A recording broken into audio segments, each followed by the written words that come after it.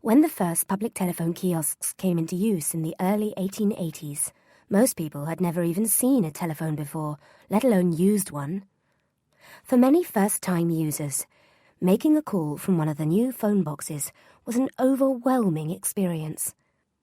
And there were those who had no idea how to use a phone. They'd put the telephone mouthpiece to their ear, and when they couldn't hear anything, they tried to unscrew it. Others stood and bellowed into the earpiece.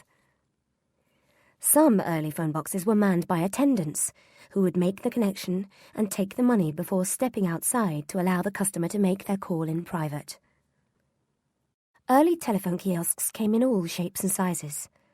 There wasn't a standard style. It was only after the General Post Office took over the ever-expanding telephone network in 1912 that they decided phone boxes should have a uniform look.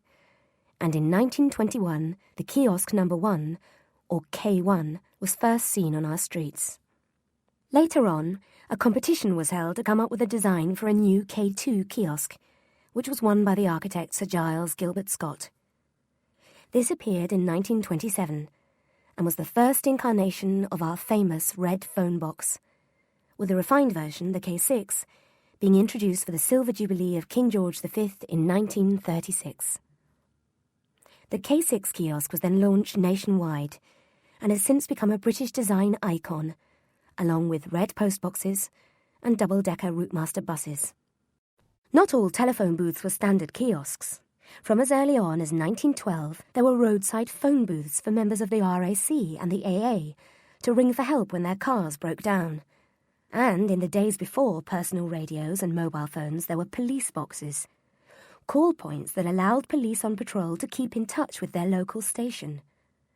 Though they were taken out of use in the late 1960s, these large, dark blue kiosks continue to find fame as the exterior of the TARDIS in Doctor Who.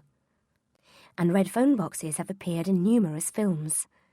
One can be seen in the Harry Potter film, The Order of the Phoenix. It's the entrance to the Ministry of Magic.